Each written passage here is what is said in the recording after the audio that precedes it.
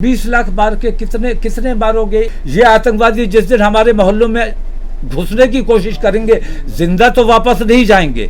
अयोध्या के बाद मथुरा ये पहला प्रयोग था, हरिद्वार में धर्म संसद दूसरा प्रयोग था। दोनों के पीछे की वजह जाने तो साफ है कि चुनाव से पहले मुद्दों की गर्माहट मापी जा रही है। आदाब द लीडर हिंदी के लिए वसीम अख्तर। जिस तरह से धर्म संसद में या उससे पहले की अगर हम बात करें कि मथुरा में घटनाएं हुई हैं या मथुरा में आंदोलन की बात चली है, वहाँ प्रदर्शन किए गए हैं, उससे एक मतलब पूरी तरह से जो निकल कर आता है वो साफ है कि चुनाव से पहले ऐसा माहौल बनाने की कोशिश हो रही है जिसमें वोटों को विकास की बजाय ध्रुवीकरण के तौर पर हासिल किया जा सकता है। अभी तक धर्म संसद को लेकर चर्चा हो रही थी, मेन मीडिया इस मुद्दे को पूरी तरह से उठाए हुआ है। उसकी गर्माहट देश में और देश से बाहर दिखाई दे रही है। विदेशी मीडिया भी धर्म संसद को लेकर अपनी तरह से व्याख्या कर रहा है।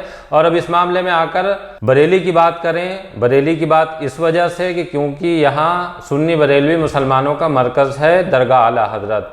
दरगाह आला हज़रत के ही एक फ़र्द हैं मौलाना तौक़ीर रज़ा ख़ां। मौलाना तौक़ीर रज़ा ख़ां अपनी पार्टी ऑल इंडिया इत्तेहाद मिल्लत काउंसिल भी चलाते हैं, वो चुनाव भी लड़ चुके हैं, चुनाव में फिर से उतरने जा रहे हैं, लेकिन अभी तक उनका किसी से तालमेल नहीं हुआ है। वो समाजवादी पार्टी से लेकर कांग्रेस और तमाम प्रमुख दलों को निशाना बनाए हुए हैं। आज उन्होंने बहुत बड़ी बात कही है। जिस तरह से धर्म संसद में ये कहा गया कि मुसलमानों को मारने का लक्ष्य है, मौलाना ने इस मुद्दे को पकड़ते हुए आज एक प्रेस कॉन्फ्रेंस में ऐलान किया। ऐसी स्थिति अगर हमारे देश में बनती है तो ये हमारे लिए निहायत शर्म की बात है। वो तो देशद्रोही हैं, उन्हें देश से प्यार नहीं है बल्कि सत्ता से और अपने मफाद से मोहब्बत करने वाले लोग हैं। लेकिन हम तकलीफ़ में रहकर, परेशानी में रहकर भी अपने देश से प्यार करने वाले लोग हैं। इसलिए हमारे उलमा ने इत्तिफाक राय से ये फ़ैसला किया है कि अपने मुल्क में अमन व अमान कायम रखने के लिए, मुल्क को गिरह युद्ध से बचाने के लिए, दंगे फसाद से, आतंकवाद से बचाने के लिए, उनकी मंशा 20 लाख मुसलमानों को कत्ल करने की है, तो हम कत्ल होने के लिए तैयार हैं। आप हुकूमत से मैं मांग करता हूं कि हुकूमत अपने उन आतंकवादी गुंडों को भेजकर हमारा चाहे तो कत्ल कराए, या सैनिक और अर्धसैनिक बल तमाम आपके ज़ेर हुक्म हैं, आप चाहे तो उन्हें हुक्म देकर हमारा कत्ल कराएं। लेकिन अब हम सब्र करने वाले नहीं हैं।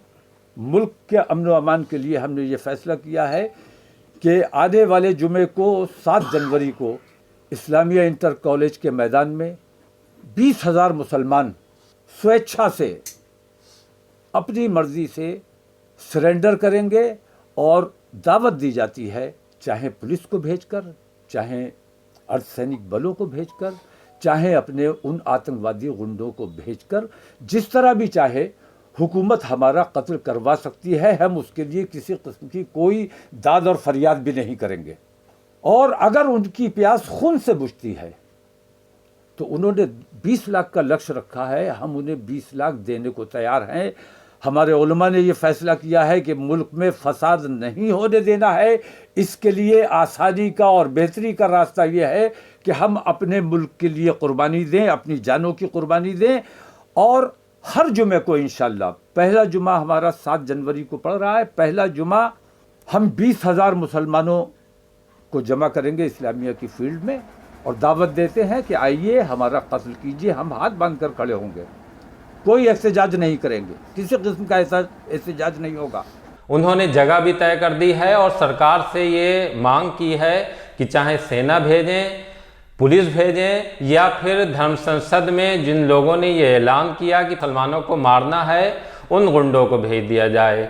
ये मामला बहुत ज़्यादा तूल पकड़ गया है। जिस तरह से हमने देखा कि मौलाना के तेवर थे, वो तेवर इस बात का संकेत थे कि अब ये मामला आसानी से ख़त्म नहीं होगा। जाहिर सी बात है ये आगे बढ़ेगा। आगे इस वजह से बढ़ेगा कि इसमें जितने भी मुस्लिम गलियारे हैं कहीं ना कहीं उनमें गुस्सा है, और ख़ास तौर से मुसलमानों में भी ये गुस्सा दिखाई दे रहा है कि उन्हें इस तरह से टारगेट किया जा रहा है। वो जवाब के इंतज़ार में थे और जिस तरह का सटीक जवाब, या हम ये कह सकते हैं कि जैसा धर्म संसद में कहा गया, कुछ वैसा ही मौलाना ने भी कहा है। दरगाह आला हजरत स्थित आवास पर मौलाना तौक़ीर रज़ा खां के प्रेस कॉन्फ्रेंस के दौरान कैसे तेवर थे, ये हम अपने साथी अतीक खान से जानते हैं।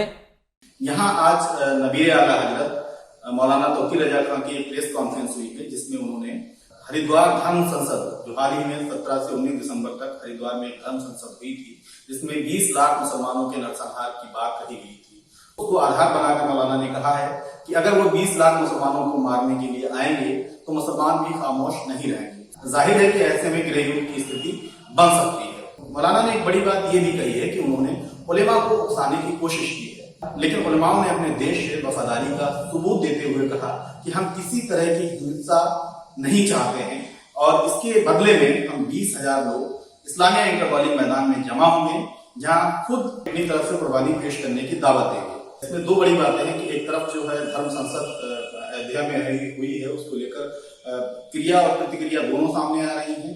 मौलाना तौक़ीर रज़ा खुद ये बात कबूल कर रहे हैं कि उन्होंने इस संदर्भ में उलेमाओं को उकसाने की भी कोशिश की है, लेकिन उलेमाओं ने इससे मना कर। मशहूर फिल्म अभिनेता नसरुद्दीन शाह ने भी इस मामले को बहुत तीखे अंदाज में रिएक्ट किया है और इस मामले में पूर्व राज्यसभा सदस्य मोहम्मद अदीब ने मुसलमानों से किस तरह का आह्वान किया है, वो भी जान लेते हैं।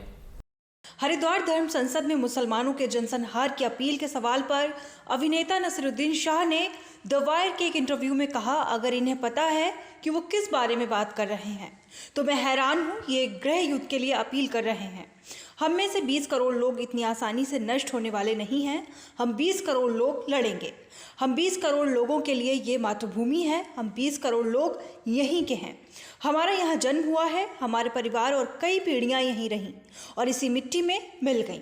मैं इस बात को लेकर निश्चिंत हूँ कि अगर इस तरह का कोई अभियान शुरू होता है तो कड़ा प्रतिरोध होगा और लोगों का गुस्सा फूट पड़ेगा। शाह ने कहा कि मुसलमानों को दोयम दर्जे का नागरिक बनाया जा रहा है। ये मुसलमानों के बीच डर पैदा करने की कोशिश है, लेकिन मुसलमान हार नहीं मान लेंगे। मुसलमान इसका सामना करेंगे क्योंकि हमें अपना घर बचाना है, हमें अपनी मातृभूमि बचानी है, हमें अपना परिवार बचाना है, हमें अपने बच्चों को बचाना है। मैं मजहब की बात नहीं कर रहा, मजहब तो बहुत आसानी से खतरे में पड़ जाता है।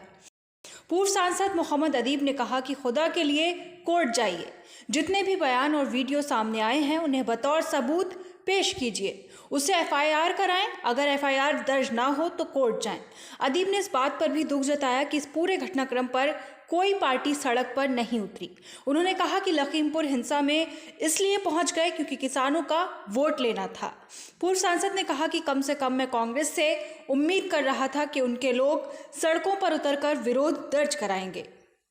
उलमा को मैंने बहुत उकसाने की भी कोशिश की, लेकिन जो धर्म संसद में जो भाषा बोली गई इनके यहाँ, मैं उकसाने के बावजूद मेरे उलमा उस किस्म की ज़बान नहीं बोल सके, क्योंकि हमारे यहाँ अमन व अमान की बात होती है और अच्छाई की और बेहतरी की बात होती है, और हमारे उलमा सूझबूझ और देश प्रेम और लोगों को सही रास्ता बताने की बात करते हैं। तो तीसरी मीटिंग थी हमारी कल फाइनल, जिसमें फैसला लिया गया कि सब्र को हमारी बुज़दिली समझा जा रहा है। हम बार बार अपने मुल्क के अमन व अमान के लिए खामोश हो जाते हैं। हमारी बेटियों पर बुरी निगाह डाली जाती है, अपने नौजवानों को उकसाया जाता है कि मुसलमानों की लड़कियों को बहकाओ, उन्हें वरगलाओ, उनसे शादी करो, उनको भगाओ, और ऐसा करने वाले को 1 लाख रुपए का इनाम भी रखा गया कि 20 या 25 हज़ार लड़कियों का लक्ष्य उन्होंने बनाया। हमने खामोशी इख्तियार की, सब्र किया। बार बार कुरान की बेहुरमती की गई, सब्र किया, एहतिजाज करते रहे, हुकूमत से मांग करते रहे। पैगंबर की शान में बार बार गुस्ताखियाँ की गईं और ये सब मुसलसल जारी है। और अब धर्म संसद में जो कुछ भी हुआ, 20 लाख मुसलमानों को कत्ल करने की बात कही गई, उन लोगों ने जो किया मुझे उस पर उतना एतराज़ नहीं है। जो उनकी मानसिकता थी वो उन्होंने अपनी मानसिकता बताई। साधु की वो भाषा हो ही नहीं सकती। ये साधु के भेष में राक्षस हैं ये लोग। हमें उनसे कोई शिकायत नहीं है, हमें राक्षसों से कोई शिकायत होनी भी नहीं चाहिए। हमें शिकायत है हुकूमत से, हमें शिकायत है अदलिया से, हमें शिकायत है पुलिस और प्रशासन से, जिन्होंने ये सब कुछ देखने के बाद भी खामोशी इख्तियार की और इसके खिलाफ किसी किस्म की कोई कार्रवाई नहीं की गई। तो मैं देखता हूँ कि कोर्ट कई चीज़ों के लिए जनहित की बात कह के सबका भी संज्ञान ले लेता है। कर्फ्यू लगना चाहिए, लॉकडाउन किया जाना चाहिए और क्या क्या सबका संज्ञान लेते हैं, लेकिन इतनी ख़तरनाक बात के बावजूद तो आतंकवादियों के खिलाफ कोई कार्रवाई करने को तैयार नहीं है। पुलिस पर भरोसा था, लेकिन पुलिस का रवैया हम देख रहे हैं कि पुलिस भी हुकूमत के हाथों का खिलौना बनी हुई है। ऐसे में बहुत सोचने और समझने के बाद, बहुत गौर करने के बाद अपनी बेटियों की इज्जत व आबरू बचाने के लिए, अपनी मस्जिदों की हिफाजत करने के लिए अब हम किसी हुकूमत, किसी पार्टी और पुलिस पर भरोसा करने के लिए तैयार नहीं है। ये हमारे काम हैं, अब हमें ये काम खुद करने हैं। बड़ी तकलीफ़ हमें इस बात की है कि पूरी दुनिया में हमारे मुल्क की पुलिस और प्रशासन बदनाम हो रहा है, हमारा देश बदनाम हो रहा है। हम अपने देश से प्यार करने वाले लोग हैं। इन लोगों ने जो 20 लाख मुसलमानों के कत्लेआम की बात कही है, उसमें हमारे उलमा का कहना यह है कि इस ऐलान से उन्होंने अपने नौजवानों को इसके लिए आमादा किया है और उनके नौजवान इस काम के लिए निकलेंगे। तो जिसे कत्ल करने जाएंगे वो खामोशी से हाथ बांध के कत्ल तो नहीं हो जाएगा, फसाद होगा, दंगा होगा। और हम अपने मुल्क में किसी भी हालत में दंगा और फसाद नहीं होने देना चाहते। पूरी दुनिया को ये देखना चाहिए कि हिंदुस्तान में किस किस्म का माहौल बनाया हुआ है इन आतंकवादियों ने, जो हमारे ऊपर आतंकवाद का इल्ज़ाम लगाते हैं। असल में आतंकवादी यही हैं। हुकूमत ये कहती है कि हमारी शासनकाल में एक भी दंगा नहीं हुआ। मैं ये कहता हूं कि असल दंगाई तुम ही थे, तुम ही दंगा कराते थे। आज तुम हुकूमत में हो इसलिए दंगा नहीं होता है। तुम जिस दिन हुकूमत में नहीं रहोगे फिर दंगे कराओगे। पहले खुद करते थे, अभी अपने गुंडों से तुम इस किस्म का माहौल बनवा रहे हो और दंगे फसाद करवाना चाहते हो।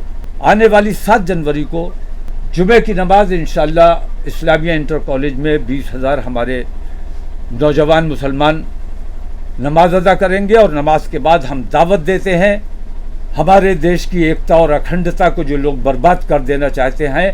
हम त्याग की भावना से, कुर्बानी की भावना से, अपने देश प्रेम की भावना से हम खड़े हैं, उनका इंतज़ार कर रहे हैं कि आइए हमारा कत्ल कीजिए।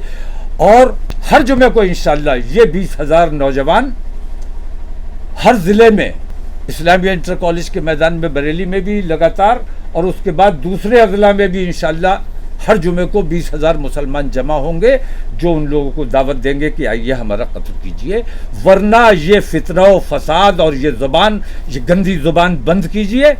ये सिलसिला हमारा तब तक जारी रहेगा, ये एहतजाज हमारा तब तक जारी रहेगा जब तक ऐसे देशद्रोहियों के खिलाफ सख्त कार्रवाई नहीं की जाती है, इनको गिरफ्तार नहीं किया जाता है, देशद्रोह के मुकदमे इन पर कायम नहीं किए जाते हैं।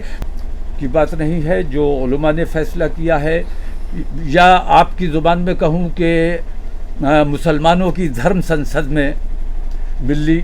हमारा बच्चा जब पैदा होता है तो दुनिया की वाहिद कौम है मुसलमान, जो बच्चे के पैदा होते ही उसकी खतना करवाई जाती है और उस नौज़ायदा बच्चे का खून अपने देश की मिट्टी को पिलाया जाता है, इस दावे के साथ कि वक्त आने पर अपने देश के लिए अपनी जान कुर्बान करने का जज्बा रखेगा। तो हम अब पैदा होने से मरने तक अपने देश के साथ हैं, देश के साथ रहेंगे और देश में हमारे अमन व अमान कायम रहे। ख़ास तौर से मैं अपने हिंदू भाइयों से ये कहना चाहता हूँ कि अगर इन चीज़ों से आप खुश हो तो कैसा देश आप बनाना चाहते हो मैं नहीं जानता, लेकिन मैं अपने नौजवानों को आतंकवादी नहीं बनने देना चाहता। इन्होंने 20 लाख मुसलमानों की बात की है, तो अगर 20 करोड़ मुसलमान हिंदुस्तान में जो बसता है तो 20 लाख मार के कितने मारोगे? 1% मरेंगे तो बाकी 99% जो बचेंगे वो क्या हश्र हिंदुस्तान का कर सकते हैं? हम किसी भी हालत में ये नहीं चाहते कि हमारे मुसलमान भाई अपने देश के खिलाफ या अपने देशवासियों के खिलाफ किसी किस्म की कोई कार्रवाई करें। इसलिए हम 1% अपनी कुर्बानी देकर अपने 99% मुसलमान भाइयों को बचाकर देश प्रेमी बनाकर रखना चाहते हैं। हम अपने बच्चों को आतंकवादी नहीं बनने देना चाहते। ये आतंकवादी जिस दिन हमारे मोहल्लों में घुसने की कोशिश करेंगे, जिंदा तो वापस नहीं जाएंगे, लेकिन हम नहीं चाहते कि हमारे मोहल्लों में ऐसा माहौल बने कि ये कत्ल करने निकले और हम अपनी आत्मरक्षा के लिए इनको कत्ल करने पर मजबूर हो जाएं, क्योंकि हम अपने बच्चों को आसानी से कत्ल नहीं होने देंगे। इसलिए हुकूमत को ये चाहिए कि अगर देश में अमन व अमान बना के रखना है तो ऐसे बेईमानों और जालिमों के खिलाफ सख्त से सख्त कार्रवाई फौरन अमल में आनी चाहिए। और इसमें कोताही की गई, लापरवाही की गई, गैर जिम्मेदारी का मुजाहिरा किया गया तो फिर दुनिया को दिखाने पर हम ये मजबूर होंगे कि हिंदुस्तान में किस किस्म की बेईमानी और किस किस्म की नफरतों का माहौल चल रहा है। हम नहीं चाहते कि हमारे किसी कौल, हमारे किसी फेल की वजह से हमारे मुल्क की बदनामी हो। इसलिए हम ये चाहते हैं कि आप लोग भी अपनी ज़बान, अपना तरीक़ा, अपना जो आपने रवैया इख्तियार किया हुआ है, इस रवैये को फ़ौरन तर्क कर दें, क्योंकि ये हमारे मुल्क को बदनाम करने का काम कर रहा है। आपने अभी सुना कि नबीर आला हज़रत मौलाना तौक़ीर रज़ा खान ने क्या कहा, नसरुद्दीन शाह मुसलमानों से क्या कहते हैं, और राज्यसभा के पूर्व सदस्य मोहम्मद अदीब मुसलमानों को किस तरह का रास्ता अपनाने की सीख देते हैं। चुनाव तक ये मुद्दा गरमाया रहेगा, ये बिल्कुल साफ है। अब ये देखना होगा कि इसका सबसे बड़ा फ़ायदा कौन उठाएगा। साफ दिख रहा है कि वोटों का ध्रुवीकरण इस मुद्दे के आधार पर करने की कोशिश हुई है। वो कोशिश कितनी कामयाब हुई या कामयाब होगी, ये आने वाला चुनाव बताएगा।